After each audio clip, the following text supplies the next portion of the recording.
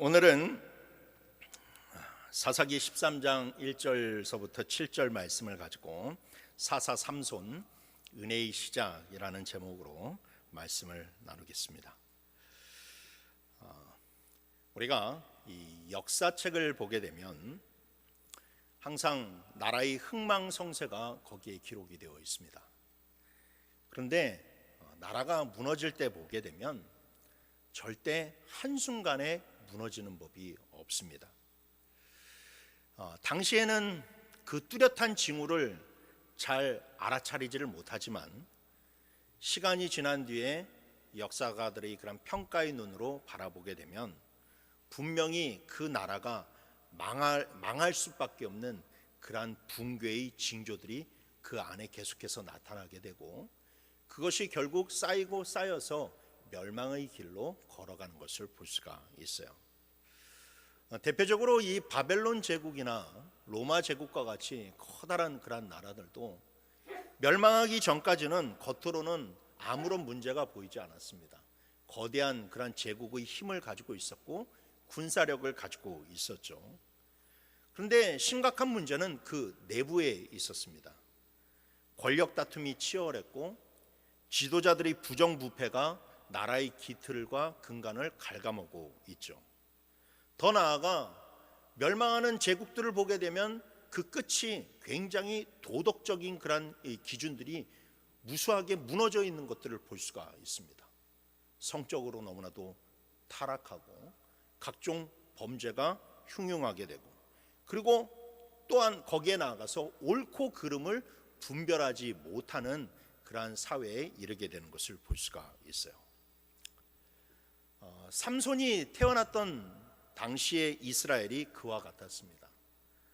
당시 이스라엘은 가나안을 정복하고 자리를 잡고 있었지만 시간이 흐르면서 이스라엘의 나라의 운명은 점점 기울어져 가고 있어요. 삼손은 어찌 보면 사사기에 등장하는 마지막 사사입니다. 마지막 사사인데 그 사사기의 그런 역사가 계속 갈수록 암울해지는 것을 볼 수가 있죠. 그래서 사사기를 쭉 정독을 하게 되면 마지막으로 가면 갈수록 마음이 무거워지는 이유가 바로 사사기의 그런 영성이 계속해서 사사들의 그런 영성이나 아니면 이스라엘 백성들의 영성이 점점 퇴락해 가고 있기 때문에 그렇습니다. 이 오늘 우리가 읽은 13장 이전에 12장 8절서부터 9절 말씀을 보게 되면 사사 입산이라고 하는 사사가 나오게 됩니다. 이 입산이라고 하는 사사는 아들이 30명, 딸이 30명, 자녀가 무려 60명입니다. 한 부인에게서 나지는 않았겠죠. 여러 부인을 두고 그렇게 아이를 낳게 되었고, 우리는 그곳에서 당시 이스라엘이 얼마나 성적으로 퇴락해져 있는지, 그리고 가정이 무너져 있는지 그 분위기를 볼 수가 있어요. 그런데 이 60명을 결혼을 시키는데 이 입산이라는 사사가 어떻게 시키느냐, 60명을 한 명도 빠짐없이 다 이방인들과 결혼시킵니다. 아들에게는 이방인 여성을 데리고 와서 결혼을 시키고, 또 딸들은 이방인 남성에게 그렇게 시집을 보내는 그러한 일들을 자행하게 돼요. 그런데 그 일을 행한 사람이 다름 아닌 이스라엘의 사사였다라는 것이 문제죠. 지도자는 굉장히 중요합니다. 지도자 한 사람을 지키기 위한 법을 만들게 되면 결국 그 법이 온 국민들에게 영향을 끼치게 되고 나라의 근간을 파헤칠 수밖에 없게 돼요. 그래서 이 이스라엘도 이 사사 입산의 이러한 모습이 모든 그런 백성들에게 전파되었을 것이 분명하고, 그래서 이스라엘 백성들은 이 누가 이스라엘 사람인지 누가 이방인지를 그렇게 알지 못하는, 그리고 그러므로 말미암아서 이 신앙도 자연적으로 퇴색할 수밖에 없는 그러한 지경에 이르게 됩니다. 그 뒤로도 계속해서 두 명의 그런 사사가 세워지게 되었는데 어느 누구도 하나님께서 기드온이나 그런 온니엘과 같은 그런 사람들을 찾아가셔서 내가 너를 사사로 세우겠다라고 해서 세움을 받은 것이 아니라 그냥 인간적으로 그렇게 그 뒤를 이어서 사사가 되었다라고 하는 그러한 언급만 나와 있는 것을 볼 수가 있어요.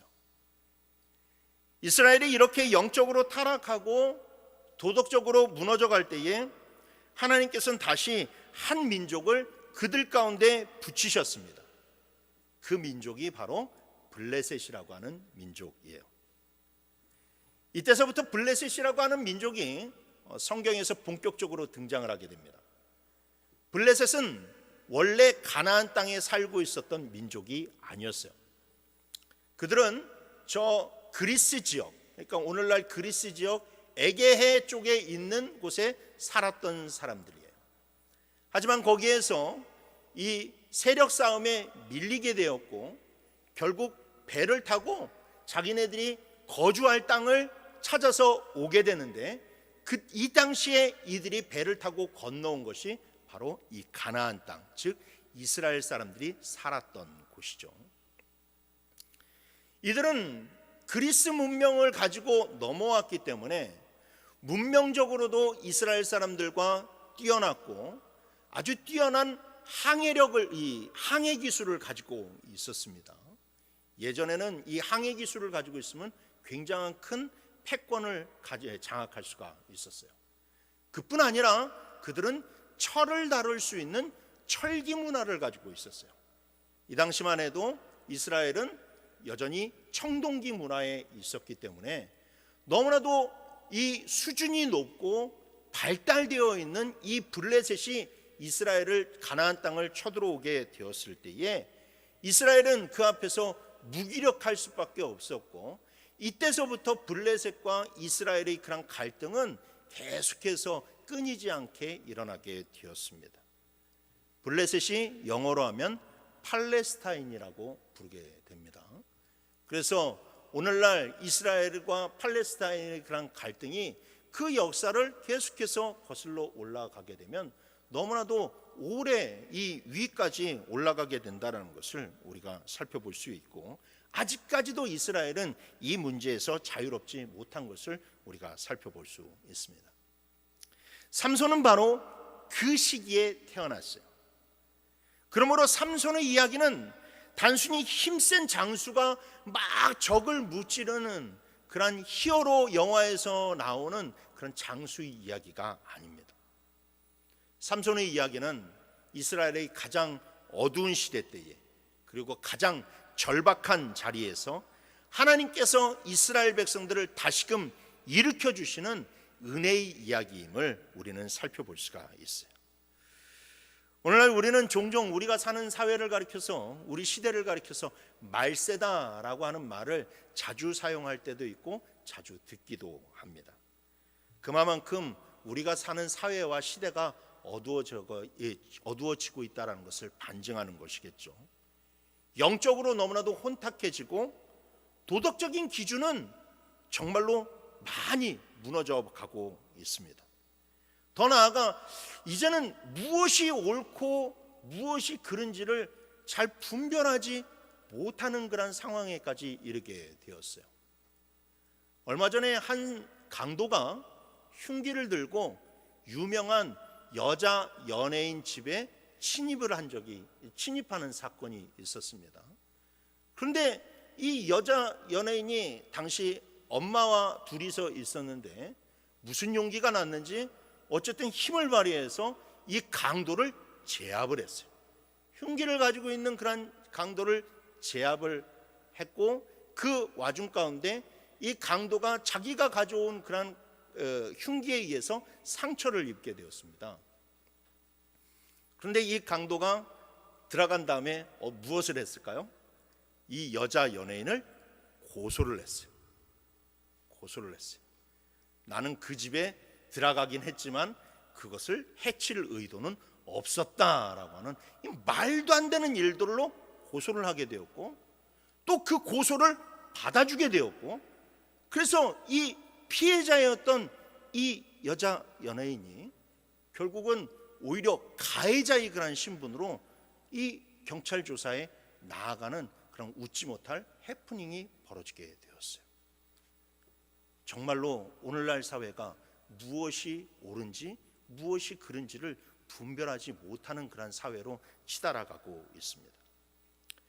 그래서 우리 성도들은 바로 이런 때일수록 삼손의 이야기를 다시 보아야만 합니다. 왜냐하면 하나님은 무너진 시대 속에서도 일하시는 분이시며 인간의 소망이 끝난 자리에서도 다시 구원의 은혜를 베푸시는 분이기 때문에 그렇습니다. 오늘 본문을 통해서 우리가 함께 말씀을 나누며 우리 모두가 하나님의 은혜가 충만한 그러한 삶을 살아가길 주님의 이름으로 축원합니다. 첫 번째로 성도는 영적인 무감각하게 빠지지 않도록 늘 깨어 있어야 한다는 것을 기억하시길 바랍니다. 앞서 살펴보았듯이 삼손은 블레셋의 압제를 받는 굉장히 어려운 시대에 태어났습니다. 그러나 더 깊이 들여다보게 되면 이스라엘의 문제는 이 블레셋이라고 하는 단지 외적인 문제가 심각한 문제처럼 보였지만 사실 심각한 문제는 따로 있었습니다. 그 심각한 문제는 바로 무엇이냐?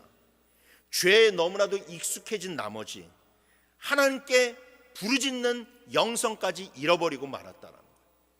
영적으로 너무나도 무덤덤해진 그러한 심령으로 변해버리고 말았다라는 겁니다. 사람이 고난이 길어지면 더 간절해질 것 같지만 오히려 오래된 고난은 마음을 둔하게 만들고 희망을 앗아가 버리게 됩니다. 여러분, 오늘날도 밖에서 노숙을 하시는 그런 분들이 있지만 그분들이 오랜 그런 것들을 그 일들을 겪으면서 항상 희망을 가지고 있느냐? 그렇지는 않다라는 것이죠. 삶의 희망을 모두 다 내려놓고 그냥 그렇게 살아가는 그 모습 속에서 여러분, 고난이 길어지게 되면 사람을 무기력하게 만들고 오히려 앞날을 바라보지 못하는 그런 지경에 이르게 될 때도 많이 있다라는 겁니다. 처음에는 아프고 절박했던 일들이 시간이 지나면 일상의 한 부분처럼 느껴지고 결국에는 하나님께 나아가야 한다라는 감각마저 희미해질 수 있다라는 것이죠. 사사기에는 이스라엘이 죄를 짓고 징계를 받는 모습이 여러 번 반복해서 등장을 하게 됩니다. 오늘 본문 1절을 볼까요? 오늘 본문 1절을 보시게 되면 이스라엘 자손이 다시 여호와의 목전에 악을 행하였으므로 여호와께서 그들을 40년 동안 블레셋 사람의 손에 넘겨주시니라 라고 이야기를 합니다.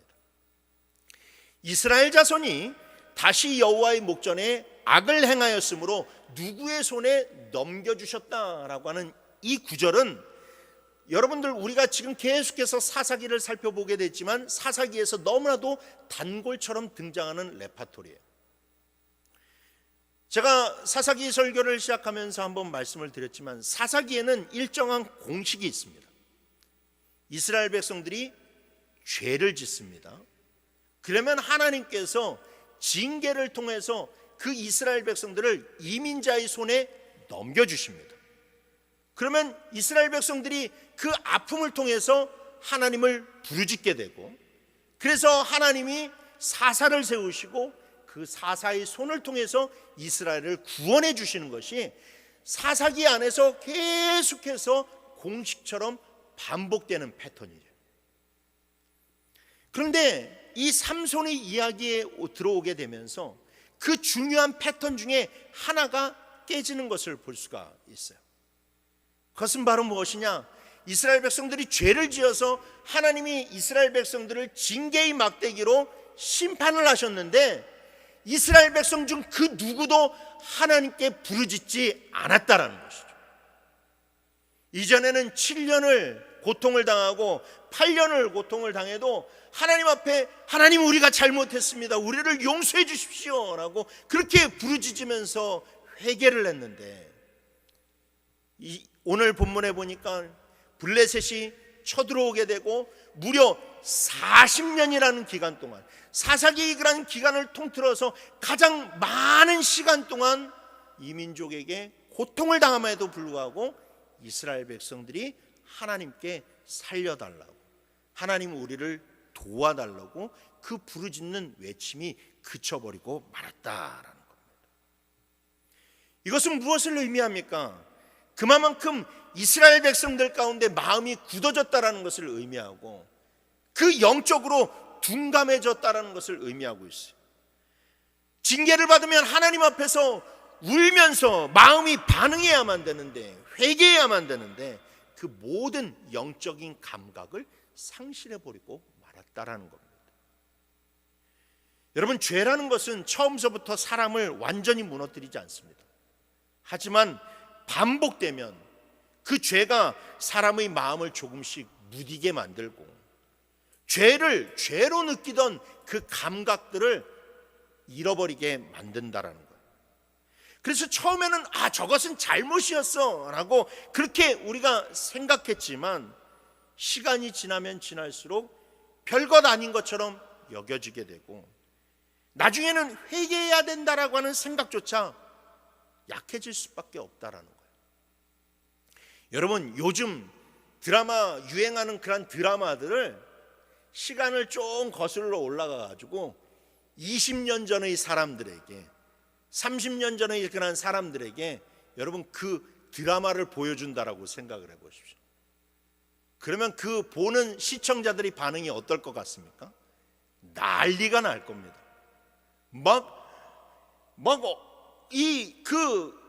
신문에 막 나고 어마어마할 거예요. 그러면서 그 작가에게 엄청난 그런 투서가 들어갈 거고 그 배우는 얼굴을 들고 살 수 없을 겁니다. 그런데 오늘날 우리는 너무나도 여러 가지 희귀한 일들을 다루는 드라마를 보면서 그럴 수 있지라고 그렇게 넘어갑니다. 왜냐? 현실이 드라마보다 더 드라마 같기 때문에, 같은 현실에서 우리가 살아가고 있기 때문이죠. 여러분, 이렇게 죄에 익숙해지게 되면 우리 안에서는 고난을 만나도 회개가 나오지 않게 됩니다. 그러면서 겉으로는 여전히 신앙생활을 하는 것 같이 보여도 정작 하나님 앞에 나아가는 갈망이 사라진 채 하나님께 나온다라는 겁니다. 여러분, 영적 무감각은 단순한 습관의 문제가 아니라 우리의 영혼의 상태를 보여주는 무서운 경고라는 것을 반드시 기억하시길 바랍니다. 바울도 이런 위험을 잘 알고 있었어요. 그래서 로마서 6장 1절에서 그는 은혜를 더하게 하려고 죄에 거하게 했느냐라고 묻습니다. 은혜를 받았다고 하면서 죄를 계속해서 반복하면서 살아가는 것은 절대 은혜 받은 자의 삶이 될 수가 없고 성도의 삶이 될 수 없다라는 것이에요. 여러분, 은혜를 받았다라고 하면서 죄를 반복하는 것은 그 감각이 죽었다라는 것을 의미하고 있습니다. 또한 히브리서 3장 13절에 보게 되면 죄의 유혹이 사람을 완고하게 만들 수 있다라고 경고하고 있죠. 우리 다 같이 한번 읽어보겠습니다. 시작.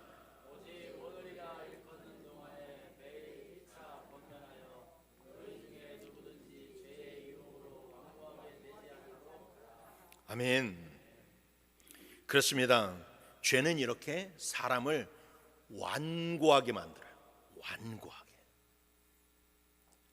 웬만한 것에 대해서는 꿈쩍도 하지 않고 눈물로 흘리지 않고 찔림도 느끼지 않고 회개하지도 않는 그런 완고한 사람으로 만들게 된다라는 겁니다. 하나님께서는 만물보다 거짓되고 심히 부패한 것이 마음이라고 말씀하셨어요. 그래서 여러분, 우리는 늘 우리의 마음을 돌아볼 수 있어야만 됩니다. 처음에는 내가 말씀을 듣고 찔림이 있었고 떨림이 있었는데 지금은 그런 말씀을 들어도 무뎌지지 않았는지, 처음에는 내가 기도가 끊기고 예배를 한번 빠져도 참 불편하고 두근거리는 그런 마음이 있었는데 이제는 아무렇지도 않게 여기고 있지는 않은지 우리의 늘 마음을 살펴야만 된다는 것입니다. 바로왕을 보십시오. 하나님은 모세를 통해서 바로에게 거듭 경고하셨지만 그는 잠시 반응하는 듯 하다가도 결국 다시 마음을 돌려세웠어요. 또 돌려세우고 또 돌려세우고 또 돌려세워서 성경은 그의 마음이 점점 완고하게 되었다, 강팍하게 되었다라고 그렇게 이야기하고 있지 않습니까? 그래서 시간이 지날수록 하나님의 심판이 임하는데도 불구하고 하나님 앞에 슬피 울며 회개했다라고 말하기보다는 오히려 그는 하나님을 향해서 이를 가는 자로 변하게 되었고, 끝까지 이스라엘 백성들을 추격하다가 자기 군대를 수장시키는 그런 어리석은 왕이 되어버리고 말았습니다. 그러므로 여러분, 성도는 늘 깨어 있어야만 됩니다. 성도에게 필요한 것은 여러분, 형식적인 종교 생활이 아니라 늘 하나님 앞에서 깨어있는 마음입니다. 말씀 앞에서 반응하고 정말로 영적으로 민감함을 장착하는 것, 그것이 바로 여러분 성도의 마음인 줄 믿습니다. 사랑하는 성도 여러분, 혹시 우리도 하나님 앞에서 무뎌있는 그런 마음이 무뎌져 있지는 않습니까? 처음에는 분명했는데 지금은 흐려진 것이 있지 않습니까? 죄에 대한 민감함, 말씀에 대한 떨림, 기도에 대한 간절함이 예전보다는 약해지지 않았습니까? 그런데 여러분, 하나님은 그 무감각한 사람을 그대로 두시지 않고 다시 깨우시고 다시 부르시고 다시 세우시는 분입니다. 어쩌면 우리 안에 벌어지는 여러 가지 고난의 그런 문제들은 우리가 깨어있기 위함이지, 여러분, 우리를 정말로 잘못된 길로 인도하기 위함이 아닙니다. 그러니 여러분, 우리 모두가 바로와 같이 어리석은 자가 되지 말고 그 부르심에 응답하는 저와 여러분이 되기를 주님의 이름으로 축원합니다. 두 번째로, 성도는 하나님의 은혜를 절대로 가볍게 여겨서는 안 됩니다.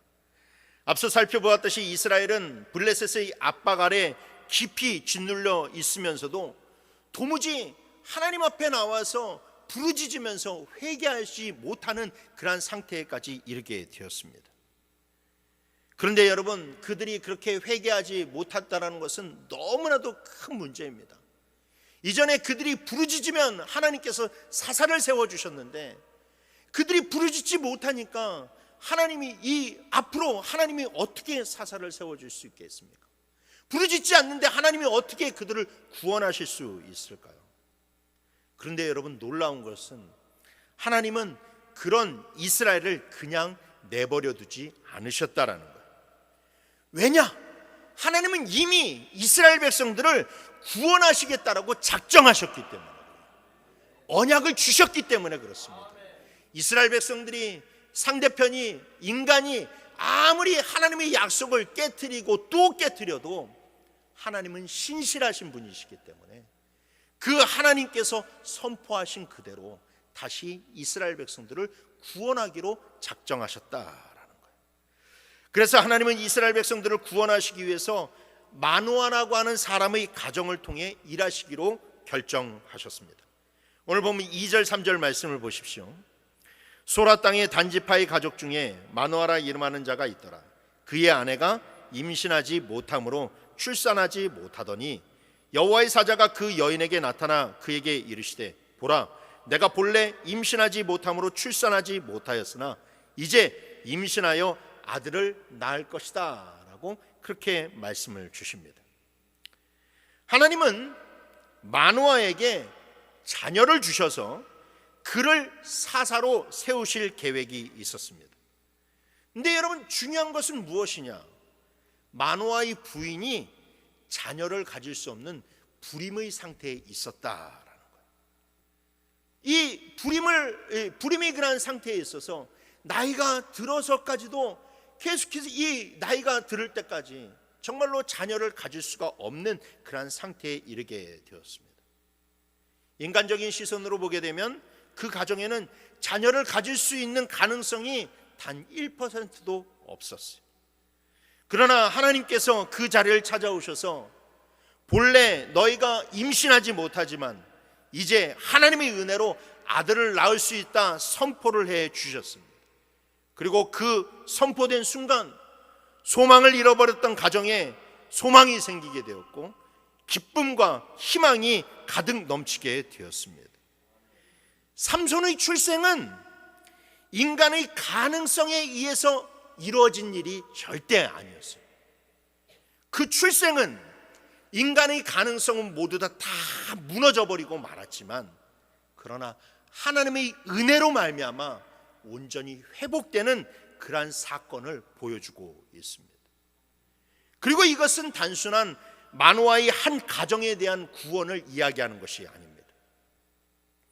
마노아의 부인이 불임의 상태에 있었다는 것은 소망이 끊겨져 있는 이스라엘을 상징하고 있는 것입니다. 좀 전에도 살펴보았지만 이 죄에 의해서 완전히 잠식되어져 있는 이스라엘 백성들은 하나님을 부르짖는 사람이 단 한 사람도 없었어요. 단 한 사람도 없었어요. 그 어디를 보아도 하나님께서 쓰실 만한 자를 한 사람도 찾아볼 수 없는 상태에 이르게 되었다라는 겁니다. 그런데도 하나님은 그들을 외면하지 않으셨어요. 하나님이 사사를 세우실 때 이전에는 어떻게 세웠습니까? 그래도 이스라엘 백성들 가운데 온니엘이나 기드온처럼 그래도 믿음을 가지고 하나님을 섬길 수 있는 그런 사람을 찾아내셔서 그에게 능력을 주시고 하나님이 영을 부어주셔서 그를 사사로 세우셨다라는 거예요. 그런데 온 나라를 뒤져봐도 하나님이 사사로 세울 만한 사람이 한 사람도 없는 것, 그것이 여러분 마노아의 부인이 불임한 상태와 똑같다라는 것이죠. 그래서 그러나 하나님은 그 한 사람을 찾으시 못하는 그 상황 가운데서도 하나님은 이스라엘 백성들을 향한 구원 계획을 포기하지 않으셨어요. 그래서 아예 불임을 할 수 없는 여인을 치유하셔서 그 가운데서 하나님이 사사로 세울 사람을 태어나게 만드셨습니다. 그것이 여러분 하나님의 은혜가 시작되었다라는 것이죠. 소망 없는 곳에 하나님이 찾아오셔서 하나님의 새 역사를, 회복의 역사를 만들어 가셨다라는 겁니다. 여러분, 성경이 말하는 은혜는 자격을 갖춘 사람에게 주는 것이 아닙니다. 내가 이만큼 했으니까 하나님이 나에게 이만큼 주신다라는 것은 하나님의 은혜가 아니에요. 그건 성경에서 말하는 은혜가 아니에요.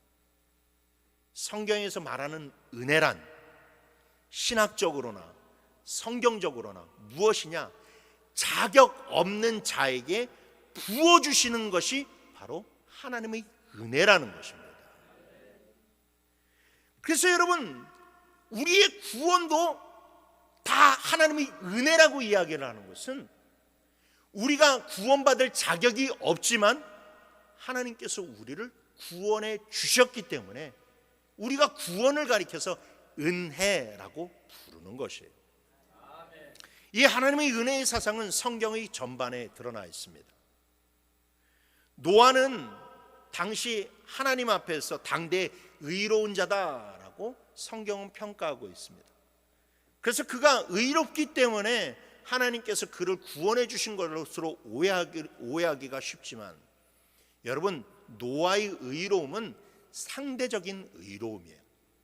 그러니까 당시에 세상 사람들이 너무나도 말세에 치달게 되면서 타락해 있기 때문에 그 타락한 사람들에 의해서 상대적으로 의롭다 한 것이지, 그가 정말로 하나님께 구원받을 만한 그런 의로움을 가지고 있느냐? 그렇지 못했다라는 것이죠.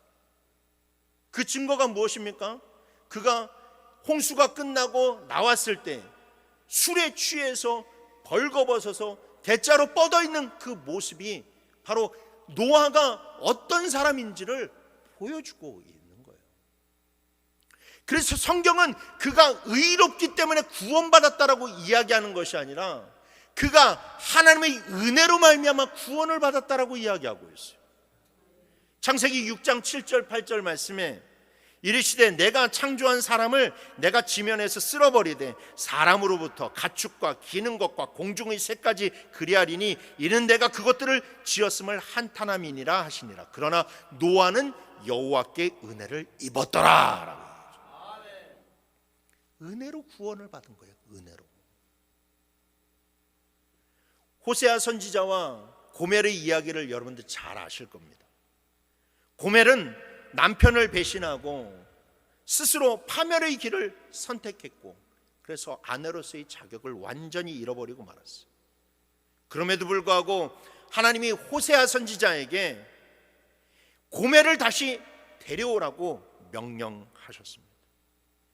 그것은 바로 이 이스라엘을 향한 하나님의 은혜였고, 그것이 바로 우리를 향한 은혜이기 때문에 그렇습니다. 그래서 여러분, 이 정말로 감당하지 못할, 내 힘으로 사지 못할 이 은혜를 받은 자들이 반드시 잊지 말아야 할 점이 하나 무엇이냐?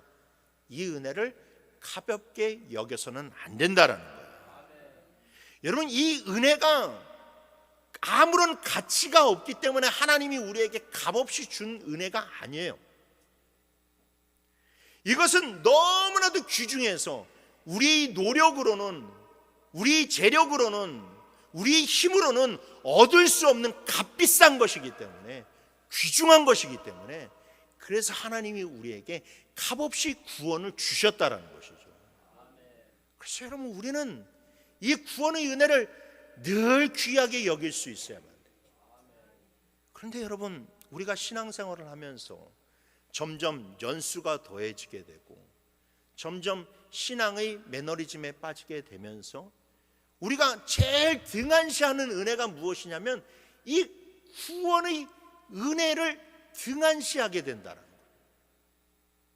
사실 여러분, 구원의 은혜라는 건 너무나도 값져서 이 은혜 하나만으로도 우리가 죽을 때까지 하나님을 찬양할 수 있고, 죽을 때까지 소망을 가질 수가 있고, 그 어떤 은혜를, 다른 은혜를 주시지 않아도 우리가 감사하기에 충분한 은혜가 됩니다. 그런데 여러분, 우리가 신앙생활을 하면서 어떻게 합니까? 자꾸만 다른 은혜를 찾아요. 이 구원의 은혜는 너무나도 당연한 것처럼, 그렇게 헌신짝처럼 내어버리게 되고, 늘 마치 도파민에 중독된 사람처럼 이런 은혜 저런 은혜 계속해서 그 은혜를 찾아다니는 그런 모습들을 볼 수 있다는 겁니다. 여러분, 그러나 그 어떤 은혜보다도 구원의 은혜를 여러분 귀하게 여기지 못하면 그 신앙은 올바른 신앙으로 성장을 할 수가 없어요. 그래서 여러분, 성도는 늘 그 마음속에 구원에 대한 감격이 사라지지 말아야만 됩니다.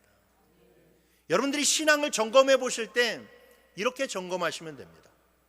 내 안에는 여전히 예수 그리스도의 십자가만 보아도 정말로 눈물이 흐르고, 십자가의 은혜만 생각해도 감사가 넘치는지를 여러분 점검해 보시면 됩니다.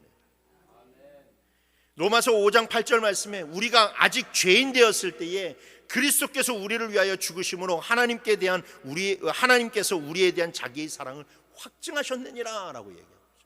우리가 아직 죄인 되었을 때에, 여러분들이 교회에 나오고 예배를 잘 드리고 하나님 앞에 헌신했기 때문에 하나님이 여러분들을 사랑하신 것이 아니라, 구원하신 것이 아니라, 아직 주님을 알지 못하고 정말로 죄 가운데서 살아갈 때에 하나님께서 여러분들에게 구원의 은혜를 주시고 하나님의 사랑을 확증해 주셨다라는 거예요.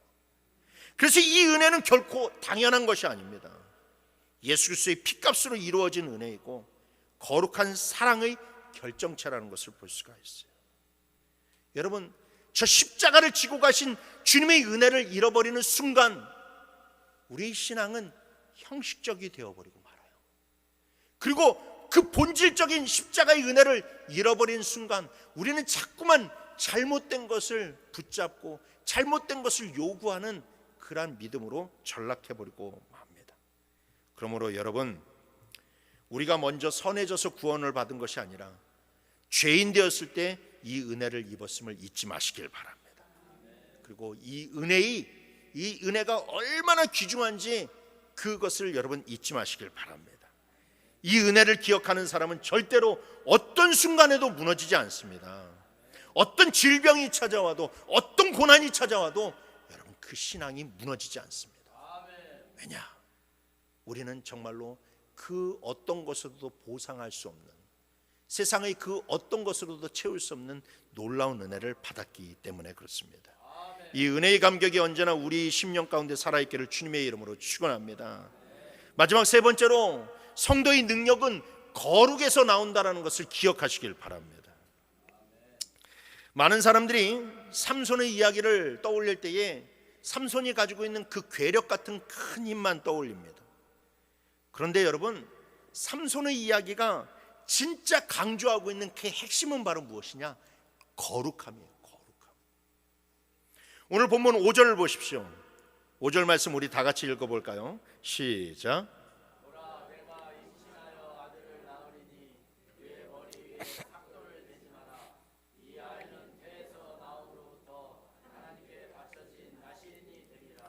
그가 블레셋 사람의 손에서 이스라엘을 구원하기 시작하리라. 아멘.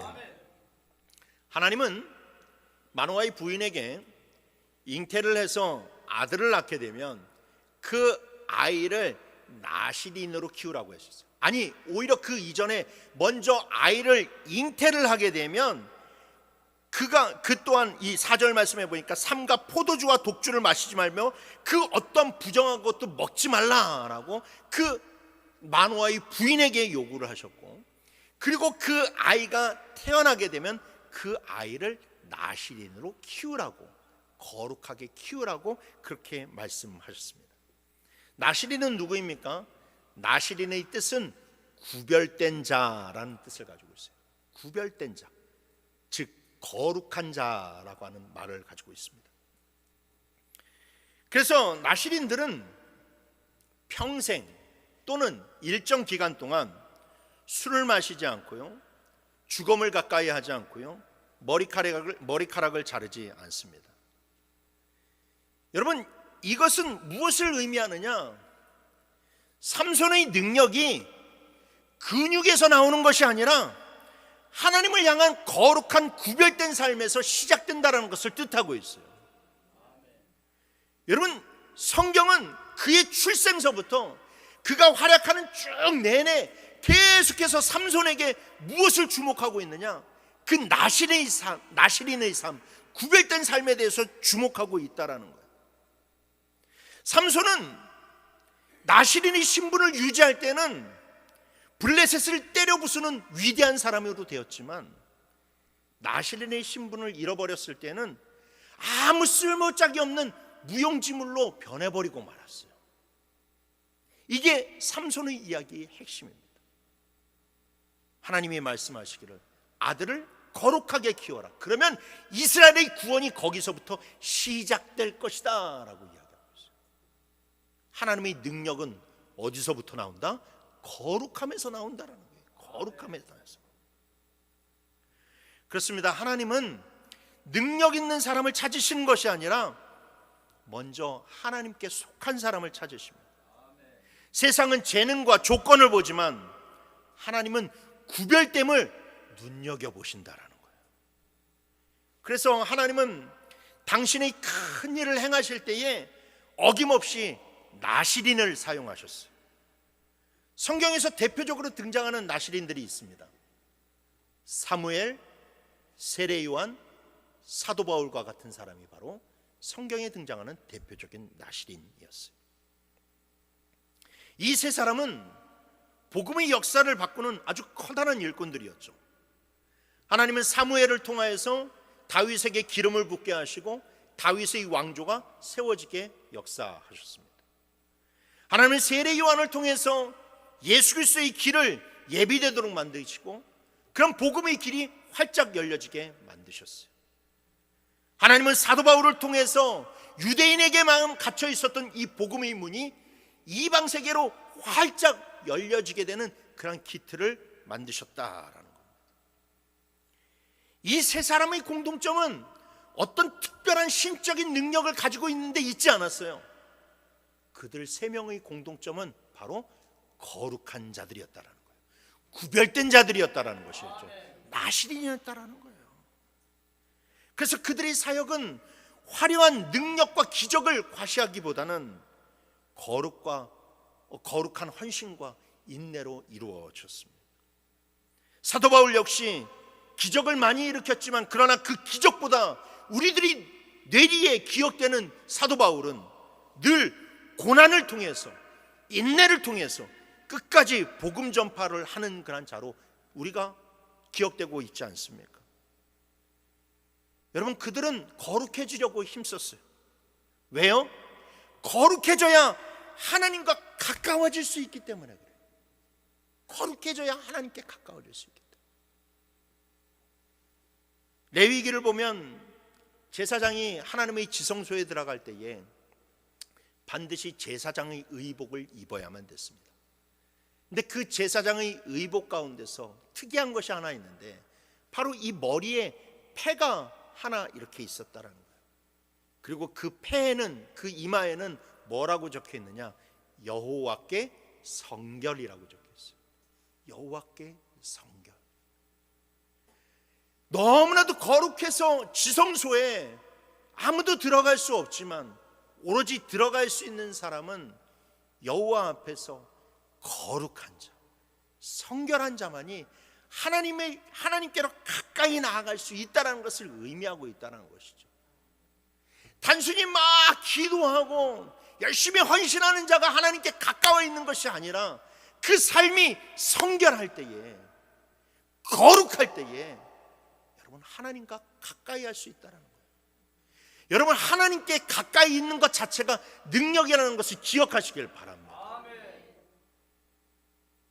여러분, 밤거리에 막 유흥가들로 넘쳐나고 막 우락부락한 그런 사람들, 막 껌껌하고 막 그냥 우범지대로 막 놓여져 있는데, 여러분들 그 갈 때에 저 같은 사람하고 가면은 겁나잖아요.